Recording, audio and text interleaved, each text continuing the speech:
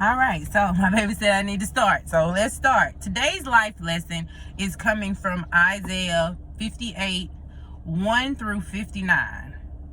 Okay, so it says the situation in this verse that I'm reading, the verses that I'm going over, is God ordering Isaiah to remind the people of their rebellion.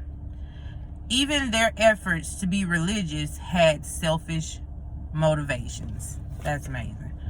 Seek God with pure motives. That's for all of us. Like, I'm not just talking to y'all like I know what I'm talking about. No, I'm trying to figure this stuff out too, and along the way it's just certain stuff that sticks with me, and I want to share that with you all because I share it with my daughters, my family members. Like, I like discussion. So do good works because you love God, not because others expect them. That kind of goes back to what I was saying yesterday about, don't do anything to prove your worth. Do it for the glory of God.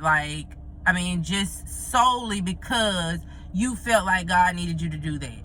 Like, at any point in the day, like I said, just ask God, what is it you need me to do? And I'm not expecting anything back. And I hope that I did what you needed me to do. And I don't even expect anything back. Sincerely mean that, because as a human, it's just so hard to do something and not expect anything back. Or to do something and not speak to people about it in order to get praise or value or worth. Just do it. Don't tell anybody. It's a few things I do I don't tell anybody about. My husband. The only people that really probably know about it, and I didn't tell them about it, they were in the car with me. So my children, my two girls, other than that, nobody knows I do it. And I'm not going to tell y'all what it is, but just find something that you do for God in your privacy and no one knows, and see how that makes you feel. Okay, so the observation was seek God with pure motives and do good works because you love God, not because others expect them. The inspiration is holy living demands constant examination of our actions and motives, not of others, our action and motives. But in doing so, we must guard against the tendency to focus totally on self, which is easy to do, especially as the culture's egocentric values invade the church. Okay.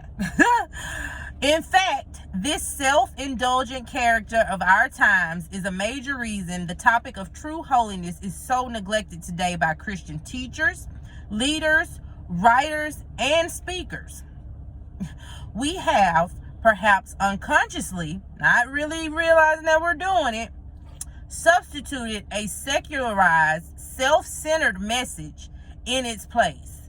In the place of preaching, teaching, living, showing by example holiness, we've unconsciously substituted a secularized, self-centered message just about our vanity.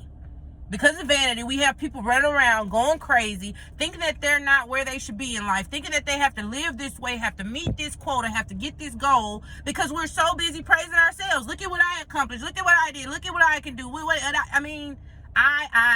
That's all I hear all the time, including myself. I'm trying to work on that. It's hard. Like they said, it's done unconsciously. It's just natural.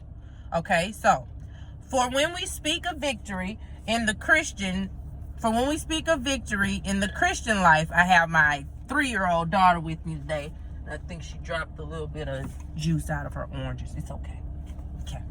Sorry about that. This real life stuff, though. I know I might not go viral to whatever, but I hope I grab people that like real life stuff. I don't have a lot of makeup on. This is me. I'm sitting in a carpool line, literally waiting for my daughter to get out.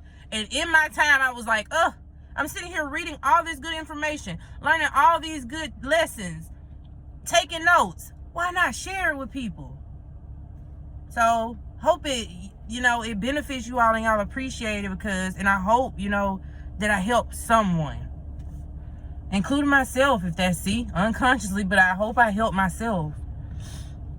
Okay, for when we speak of victory in the Christian life, we all too often mean personal victory, like your goals. It's a song that my children and I like to sing. I think it's Bailey's favorite song. Bella's one of them. But in the song, it says, what if it's not about a destination in your life? What if you're a part of an entire masterpiece of everybody's destination? You know, why not think of it like that? Like, you gotta be, I gotta be here by 50. I gotta be here by, or maybe you just gotta be where you need to be when the masterpiece is done. That's all I want to be, is where I need to be when the masterpiece is completed, in my spot, because everybody's gonna have one. See, now she's finished with the oranges. So I'm a mom. I'm also trying to be a motivational speaker, trying to be a grown woman in America and figure out what to do the right way, not in terms of what I think is right or what you think is right, but what the Bible, what Jesus is telling us is right. Okay, so how God will conquer sin for us, at least those sins we would like to be rid of, those extra 10 pounds.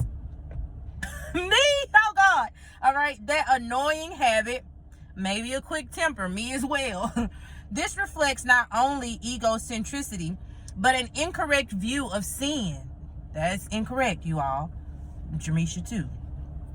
The Christian life begins with obedience. My mom talks about that a lot. She's a school teacher, so that's right up her alley. But she does say, if you can find yourself where you can obey the word of God, you can make it, because you can obey at work. You can obey when you need to with your children, with your spouse. Like, that's just what it is.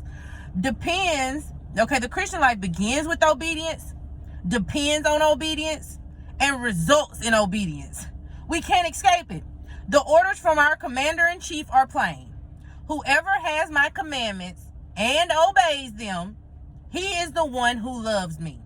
Loving God, really loving him, means living out his commands no matter what the cost. Even if it doesn't fit what you thought your plans were supposed to be, you're still going to do it. That's love. The application of this is, the next time you sing at church, during the second stanza, ask yourself, why am I doing this? Why am I here? Why am I singing? Why did I bring my Bible? Examine your motives. And if they're all for recognition or show, maybe you need to change them. Me too.